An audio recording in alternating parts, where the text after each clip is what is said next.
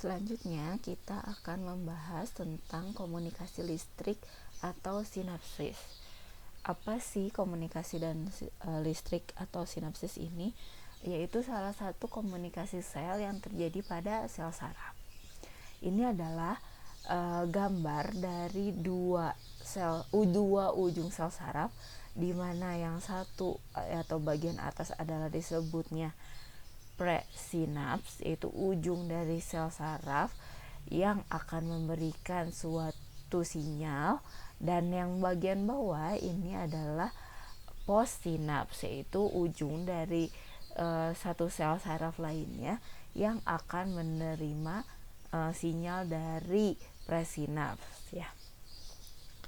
Jadi komunikasi listrik atau sinapsis ini yaitu proses komunikasi di antara sel saraf, di mana sel saraf ini dapat menghasilkan suatu sinyal kimia atau molekul kimia yang berperan untuk menghantarkan listrik yang disebut dengan neurotransmitter.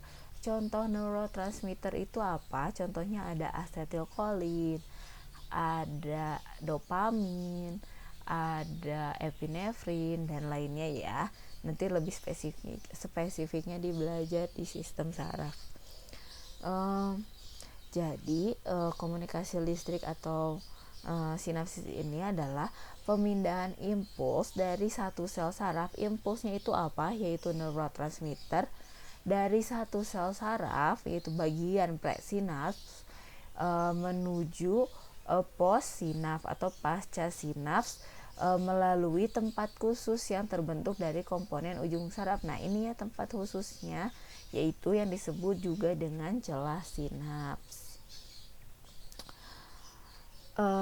Dari sini yang dihantarkannya adalah neurotransmitter. Neurotransmitter ini akan berdifusi ke sel target ya. Sel targetnya adalah sel pasca sinaps melalui ruangan sempit, yaitu celah sinaps, yang sehingga dapat meneruskan suatu rangsangan ketika neurotransmitternya ini bisa berikatan dengan reseptor-reseptornya.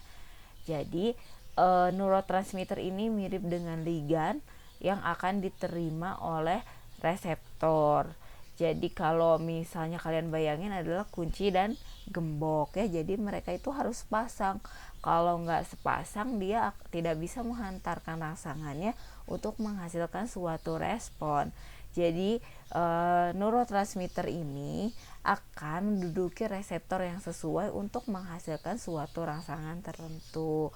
Contohnya adalah meneruskan rangsangan antar sel saraf dengan sel otot ya, aktin dan miosin. Nah, celah sinaps yang sempit ini disebut juga dengan gap junction, yaitu hubungan langsung antar sel yang melalui prosesnya itu difusi. Gap junction ini merupakan satu-satunya jalur transfer sinyal listrik yang secara langsung. Kenapa dia disebut juga dengan gap junction? Gimana dua sel ini sangat berdekatan sekali sehingga celahnya itu sangat sempit, disebut juga dengan makanya disebut juga dengan gap junction. Jadi penghantaran sinyal melalui sinaps ini dikenal dengan transmisi sinaps. Ini adalah contoh ya dari suatu gap junction, di mana dua sel ini saling berdekatan, hampir tidak ada celah. Ini untuk contoh sel pada mamalia ini. Kalau pada sel hewan disebutnya plasmodesmata. Lalu yang kedua ada komunikasi kimiawi. Kalau komunikasi kimiawi ini yaitu komunikasi antar sel dengan zat kimia yang dapat berlangsung dengan mensekresi zat kimia tertentu. Zat kimia ini dikenal juga ligan. Jadi intinya suatu rangsangan atau suatu sinyal biasanya disebutnya dengan ligan. Ada 3 zat kimia yang biasa dipakai sebagai ligan atau sebagai sinyal yang dihantarkan dari satu sel ke sel lainnya hingga menghasilkan suatu respon, yaitu ada yang disebut dengan neuromodulator, dia bisa berperan sebagai parakrin sinyal yang akan kita bahas ya, parakrin dan autokrin sinyal ini apa, dan disekresi oleh sel saraf. Neuro itu kan sel saraf ya. Lalu ada sitokin. Sitokin ini adalah salah satu protein atau peptida yang berperan untuk mengatur suatu respon tertentu. Biasanya berperan pada suatu respon imun. Contohnya pada proses adanya inflamasi atau pembengkakan di tubuh.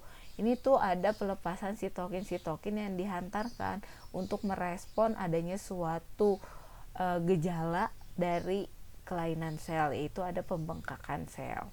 Lalu ada eikosanoid ya. Eikosanoid ini adalah bisa berperan sebagai sinyal parakrin golongan lipid yang berperan penting pada proses inflamasi juga. Contohnya ada apa aja? Ada prostaglandin, tromboksan, dan leukotrin. Kalau sitokin ada apa aja? Ada contohnya interferon, interleukin, kayak gitu ya. TNF, tumor necrosis factor, dan lain-lainnya nanti kalian bisa pelajari secara lebih jelas dan lebih rinci ini di imunologi kalau sitokin ya. Jadi jangan dilupain, ini ada pendahuluan pengenalan apa itu sitokin, apa neuromodulator, apa itu neurotransmitter, dan apa itu eikosanoid, yaitulah senyawa-senyawa endogen yang dihasilkan dari suatu sel yang bisa dihantarkan ke sel lain sehingga menghasilkan suatu respon. Nah ini ya ada persinyalan namanya autokrin signal, di mana senyawa tersebut dihasilkan dari sel itu dan digunakan untuk sel itu sendiri. Itu namanya sinyal autokrin.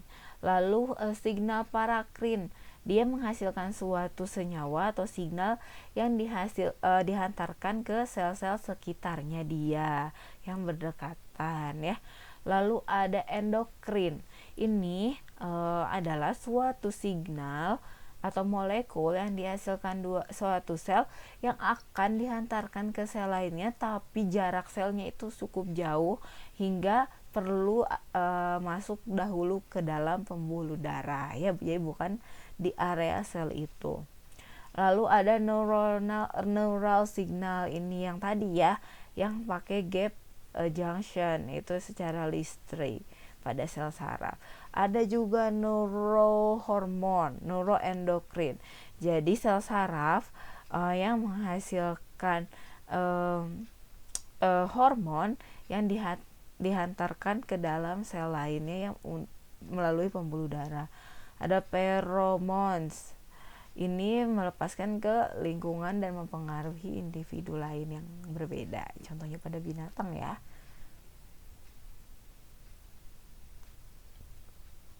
Lalu apa sih efek dari jenis-jenis komunikasi baik listrik atau kimia? Untuk komunikasi listrik ini, proses komunikasinya itu secara cepat dalam hitungan milidetik. Lalu informasi yang dihantarkan di sepanjang syaraf bentuknya potensial aksi. Jadi ada positif dan negatif ya. Namanya juga listrik. Lalu penghantaran informasi dari sel saraf ke sel target berlangsung melalui sinaps ya. Tadi ada celah sinaps melalui gap junction yang dikenal dengan transmisi sinaps. Kalau yang kimia ini berlangsung lebih lambat dan juga efeknya lebih lama. Jadi kalau yang komunikasi listrik ini efeknya sangat singkat ya. Sel saraf kan memberikan responnya sangat cepat dibandingkan dengan yang hormon. Lalu ada tipe-tipe komunikasi sel. Tadi kan kita lihat ya, senyawa yang tadi komunikasi sel dibedakan berdasarkan sinyalnya, baik apakah sinyal listrik atau sinyal kimia. Kalau ini tipe komunikasi sel dibedakan berdasarkan jaraknya.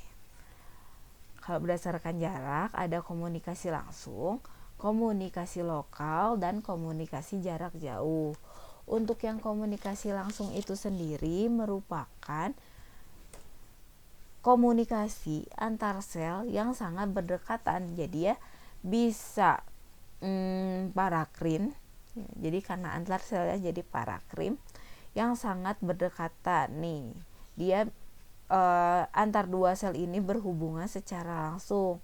Contohnya juga yang tadi salah satunya adalah penghantaran sinaps dari sel saraf di celah gap junction. Nah, ini juga sama ya. Satu sel langsung bertemu sel lainnya berhubungan secara langsung. Jadi komunikasi langsung ini hanya akan terjadi pada sel-sel yang berdekatan. Komunikasi ini terjadi dengan mentransfer, contohnya adalah sinyal listrik. Sinyal listriknya berupa apa? Berupa ion ataupun sinyal kimia yang tadi neurotransmitter melalui hubungan antar sel yang satu dengan yang lainnya, yang disebut juga dengan gap junction yang dibentuk oleh protein. Nah, gap junction ini dihubungkan oleh suatu protein yang disebut dengan protein konekson. Lalu yang kedua yaitu ada komunikasi lokal. Jadi komunikasi langsung dan komunikasi lokal ini bisa terjadi pada satu sel ya. Antara dalam sel itu sendiri, kalau yang lokal ya, makanya ada autokrin, atau parakrin. Jadi yang ada di sekitarnya. Jadi komunikasi lokal itu yaitu komunikasi sel yang terjadi melalui zat kimia yang dilepaskan ke cairan ekstrasel. Nah, ini ya contohnya, suatu sel menghasilkan suatu molekul dilepaskan ke bagian cairan ekstrasel yang dapat diterima oleh sel-sel lainnya dan sel target, sehingga menghasilkan suatu komunikasi antar sel pada sel yang berdekatan, atau disebut juga dengan parakrin signaling. Dan selain itu, komunikasi lokal juga termasuk dalam penghantaran stimulasi dari sel saraf dalam menghantarkan neurotransmitter ya. Synaptic signaling namanya celah, makanya melalui celah sinap. Lalu yang apa komunikasi jarak jauh? Yaitu komunikasi antar sel yang mempunyai jarak cukup jauh sehingga harus melewati atau dilalui melalui pembuluh darah. Contohnya tadi ya, sinyalnya berupa sinyal hormon ataupun sinyal neurohormon ini ya. Jadi dihasilkan oleh sel endokrin, sel yang menghasilkan hormon tersebut dilepaskan masuk ke pembuluh darah dan dihantarkan ke sel target yang jauh. Contohnya kelenjar pituitari akan menghasilkan LH atau FSH yang akan berperan dalam pembentukan hormon di sistem reproduksi. Makanya dia harus dialirkan dahulu melalui pembuluh darah ya.